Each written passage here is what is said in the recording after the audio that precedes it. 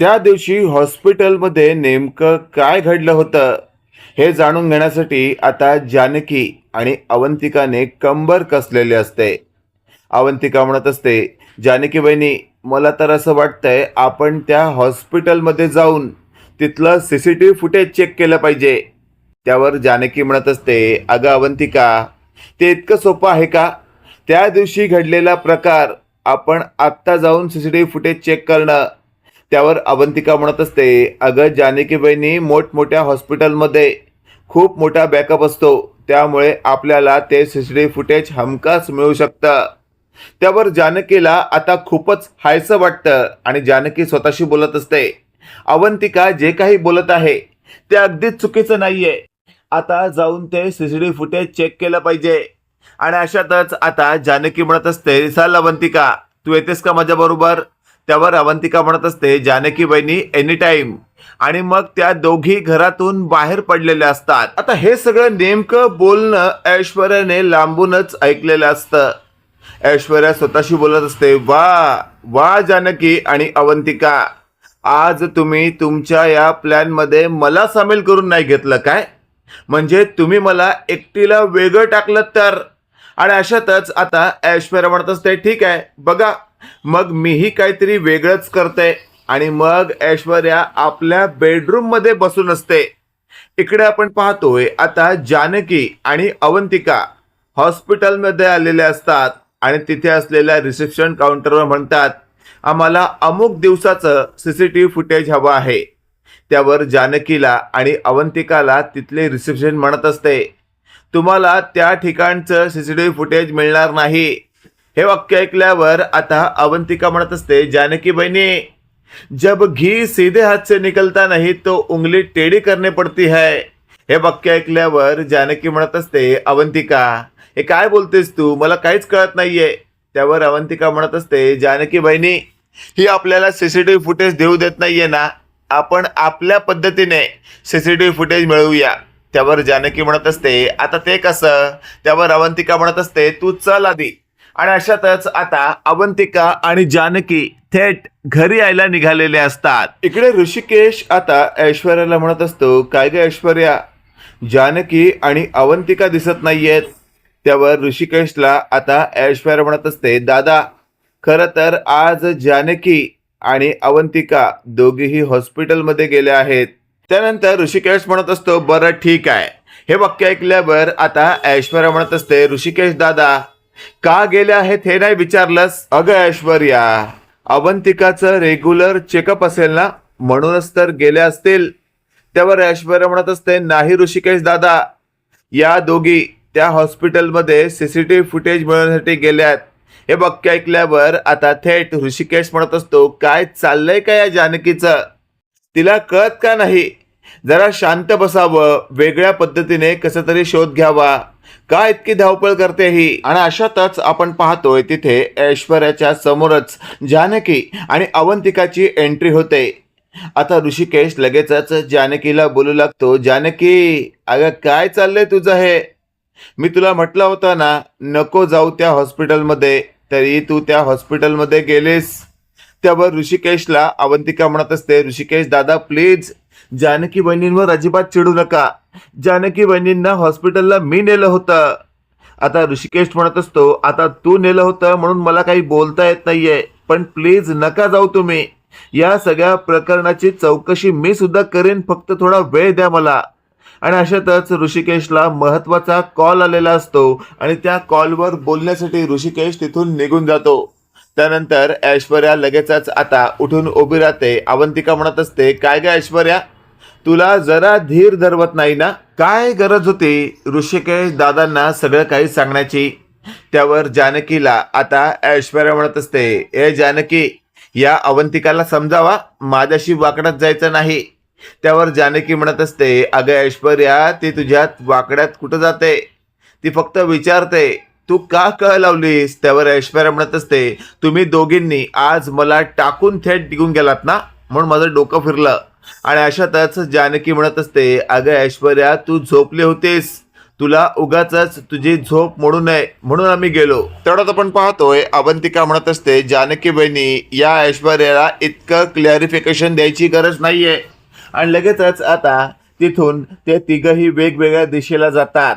इकडे आपण पाहतोय आता शर्वरी राहुलला म्हणत असते, राहुल नेमकं काय ठरवलंयस तू? काय करायचंय? आपण इथे थांबायचंय का इथून कुठे निघून जायचंय? त्यावर राहुल म्हणत असतो, अगं हे शर्वू, इथून जायचंच आहे, पण रिकाम्या हाताने नाही, तर भरमसाठ पैसा दागदागिने घेऊनच. हे वाक्य ऐकल्यावर शर्वू म्हणत असते, पण ते आता शक्य होईल का असं मला वाटत नाही. त्यावर राहुल म्हणत असतो, शर्यू प्लीज तू तरी असं बोलू नको, एकच शेवटची माझी आशा तू आहेस. हे वाक्य ऐकल्यावर शर्यू म्हणत असते, राहुल जितकं तुला सोपं वाटतंय ना तितकं हे सोपं नाहीये. त्यावर राहुल म्हणत असतो, माहितीये मला, पण एक गोष्ट लक्षात घे, आपण या सगळ्यातून सपशेल सुटलो आहोत. एका अर्थी हेच आपल्यासाठी खूप आहे. आणि अशातच आपण पाहतोय आता जानकी आणि अवंतिकाला रात्रभर झोप येत नसते. जानकी स्वतःशी बोलत असते, अवंतिका जे काही बोलते ते अगदी बरोबर आहे. त्या दिवशीचं सीसीटीव्ही फुटेज जर आपल्या हातात आलं तर सगळी केस उलगडून आपल्या समोर सुटून उभी राहील. पण ते सीसीटीव्ही फुटेज मिळवायचं कसं? आता नाना तऱ्हाचे विचार जानकी आपल्या डोक्यात निर्माण करत असते. इकडे अवंतिकालाही झोप येत नसते. अवंतिका म्हणत असते, ते सीसीटीव्ही फुटेज मिळवण्यासाठी आता वेगळीच युक्ती अंमलात आणावी लागेल. आणि मग तिला एक वेगळीच आयडिया सुचते. आणि लगेचच अर्ध्या रात्री जानकीच्या रूम जवळ येऊन अवंतिका म्हणत असते, जानकी बहिणी 2 मिनिटं बाहेर ये, मला तुझ्याशी बोलायचंय. जानकी लगेचच बाहेर येते आणि अवंतिका म्हणत असते, जानकी बहिणी उद्याच्या उद्या आपल्याला सीसीटीव्ही फुटेज मिळणार. हे वाक्य ऐकल्यावर जानकी म्हणत असते, काय गे, काय बोलतेस तू हे? त्यावर अवंतिका म्हणत असते, हो जानकी बहिणी, बघ उद्याच्या उद्या आपल्या हातात सीसीटीव्ही फुटेज येणार. त्यावर जानकी म्हणत असते, अवंतिका तू ऐकलं नाहीस का? त्या ठिकाणचं सीसीटीव्ही फुटेज आपण नाही मिळवू शकत, तिथे जाणं आपल्याला बंधनकारक आहे. त्यावर अवंतिका म्हणत असते, जानकी बहिणी अगं युक्तीच मी अशी लढवली आहे ना, आपल्याला तिथे जाण्यापासून कोणच अडवणार नाही.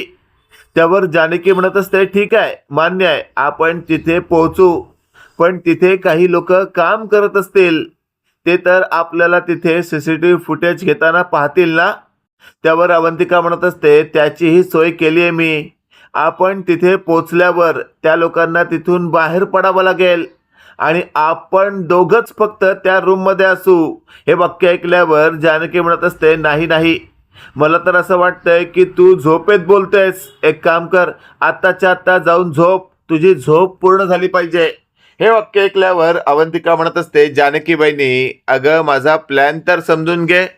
आणि अशातच आता जानकीला ही अवंतिका संपूर्ण प्लॅन समजावून सांगत असते. त्याच वेळेला तिथे ऐश्वर्या आलेली असते आणि ऐश्वर्याने हा प्लॅन ऐकलेला असतो. ऐश्वर्या परत स्वतःशी बोलत असते, या अवंतिकाने परत जानकीला प्लॅन सांगितलाय, पण आपल्याला त्यात सामील करून घेतलेलं नाहीये. आणि लगेचच आता ऐश्वर्या हे सगळं ऐकून जाऊन बेडरूममध्ये स्वतःशी बोलत असते, उद्या तर या दोघांची चांगलीच पुंगी वाजवते मी.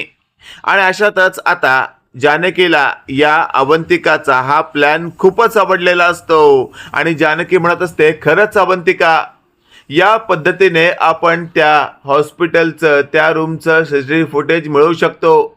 त्यावर अवंतिका म्हणत असते, चल मग जानकी बहिणी, सकाळ व्हायची वाट पाहूया. आणि लगेचच आता जानकी आणि अवंतिका जाऊन मस्तपैकी झोपतात. आणि अशातच आता सकाळ सकाळ उठल्यावर जानकी आणि अवंतिकाने थेट पेस्ट कंट्रोलवाल्यांचे कपडे धारण केलेले असतात. ते कपडे घालून आता त्या दोघेही घरातून बाहेर पडतात आणि त्या हॉस्पिटलच्या त्या वॉर्डमध्ये पोहोचतात आणि म्हणत असतात, आम्ही पेस्ट कंट्रोल करायला आलो आहोत, प्लीज तुम्ही काही वेळासाठी बाहेर जा. आता तिथे काम करत असलेल्या काही कर्मचाऱ्यांना तिथून काही वेळासाठी बाहेर यावं लागतं. आणि लगेचच अवंतिकाने आतून त्या रूमची कडी लावलेली असते आणि मग अवंतिका लगेचच त्या लॅपटॉपमधून सीसीटीव्ही फुटेज काढण्याचा प्रयत्न करत असते. जानकी म्हणत असते, अवंतिका जे काही करशील ते लवकर कर. त्यावर अवंतिका म्हणत असते, जानकी बहिणी काळजीच करू नको तू, मी माझं काम अगदी चोख बजावणार आहे. इकडे आपण पाहतोय ऐश्वर्याजवळ आता ऋषिकेश आलेला असतो आणि ऋषिकेश म्हणत असतो, काय ग ऐश्वर्या, जानकी आजही दिसत नाहीये. ऐश्वर्या म्हणत असते, ऋषिकेश दादा, आज पुन्हा त्या अवंतिकाने जानकी बहिणीला वेगळ्याच पद्धतीने त्या हॉस्पिटलमध्ये नेलंय. त्यावर ऋषिकेश म्हणत असतो, म्हणजे वेगळीच पद्धत म्हणजे काय? त्यावर ऐश्वर्या म्हणत असते, त्या अवंतिकाची आयडिया वेगळीच आहे. पेस्ट कंट्रोलवाली बाई म्हणून आपण त्या हॉस्पिटलमध्ये जायचं आणि ज्या ठिकाणचं सीसीटीव्ही फुटेज हवंय तिथलं आम्ही पेस्ट कंट्रोल करायला आलो आहोत असं सांगून तिथलं फुटेज काढायचं, यासाठी दोघे तिथे गेल्यात. हे वाक्य ऐकल्यावर ऋषिकेश म्हणत असतो, या जानकीला इतकंही कळत नाही, अवंतिका 2 जीवांची आहे आणि असं असतानाही पेस्ट कंट्रोलसारखं खतरनाक काम ती अवंतिकाकडनं कसं काय करून घेऊ शकते. आता ऐश्वर्याने तर काडी लावलेली असते आणि इकडे ऐश्वर्या खूपच खुश असते.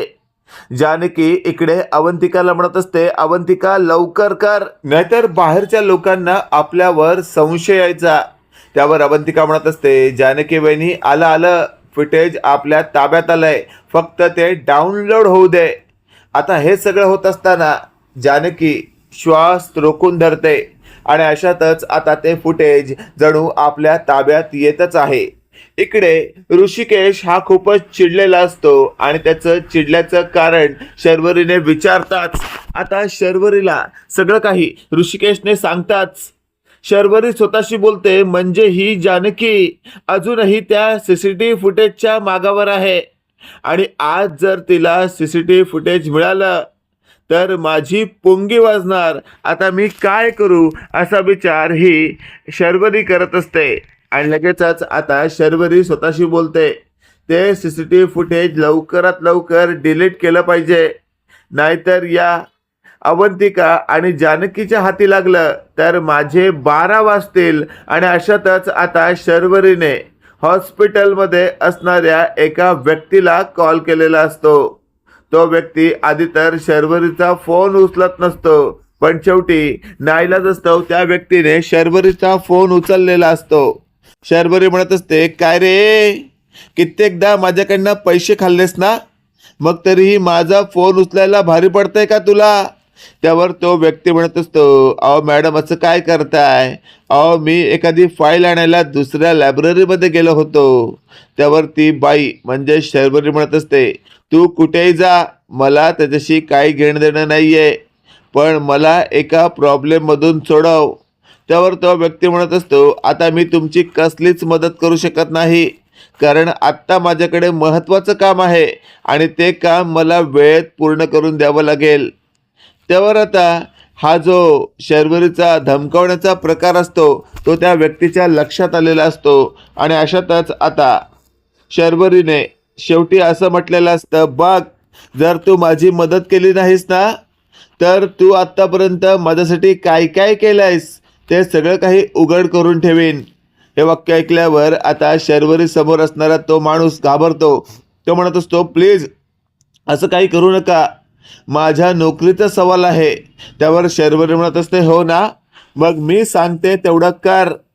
इकडे आपण पाहतोय आता जानकी आणि अवंतिकानी ते सीसीटीव्ही फुटेज मिळवलेलं असतं आणि त्यानंतर त्या दोघी त्या रूममधून बाहेर पडतात. त्याच वेळेला तिथे आता तो व्यक्ती येऊन उभा राहतो ज्या व्यक्तीला शर्वरीने फोन करून ते फुटेज मिळवायला सांगितलेलं असतं किंवा डिलीट करायला सांगितलेलं असतं. आता अवंतिका म्हणत असते, जानकी बहिणी यांना संशय तर नाही आलाय? त्यावर जानकी म्हणत असते, नाही नाही, मला असं वाटत नाही. आणि अशातच आता जानकीने शर्वरीचा हात धरलेला असतो आणि जानकी म्हणत असते, अहो चला, आपलं हिकडचं काम झालंय, आता आपल्याला तिकडचं काम करायचं आहे. वेगळ्याच भाषेत बोलत आता जानकीने तिथून चांगलाच पळ काढलेला असतो. या ठिकाणी आता सीसीटीव्ही फुटेज अवेलेबलच नाहीये, कारण अवंतिका आणि जानकीने ते नेलंय हे जेव्हा त्या व्यक्तीला कळतं त्यावेळेला त्याची चांगलीच झोप उडते. तो लगेचच शर्वरीला फोन करतो आणि म्हणत असतो, अहो मॅडम, या ठिकाणचं CCTV फुटेज अवेलेबलच नाहीये. असं वाटतंय कुणीतरी काढून किंवा डाउनलोड करून नेलंय. त्यावर शर्वरी स्वतःचा हात स्वतःच्या कपाळावर मारते आणि स्वतःशी बोलते, वाट लागली.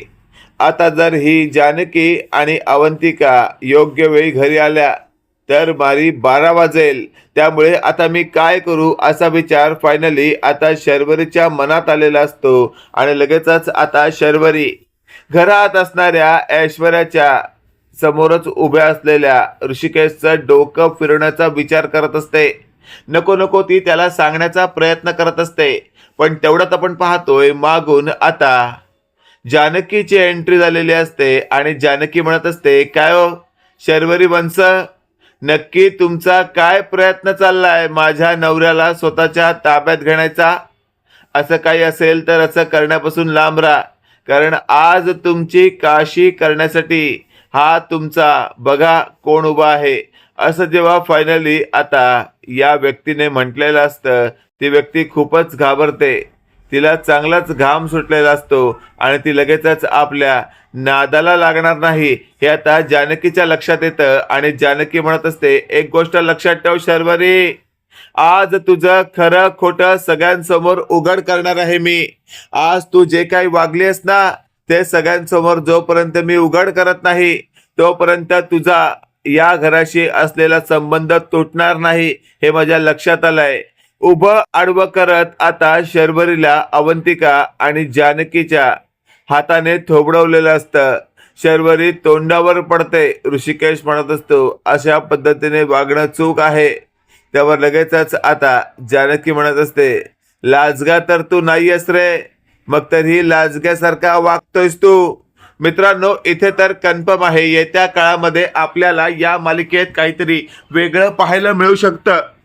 असं तुम्हाला वाटतंय का? कमेंट करून नक्की कळवा आणि असेच नवनवीन अपडेट पाहण्यासाठी व्हिडिओला लाईक आणि चॅनलला नक्की सबस्क्राईब करा. धन्यवाद.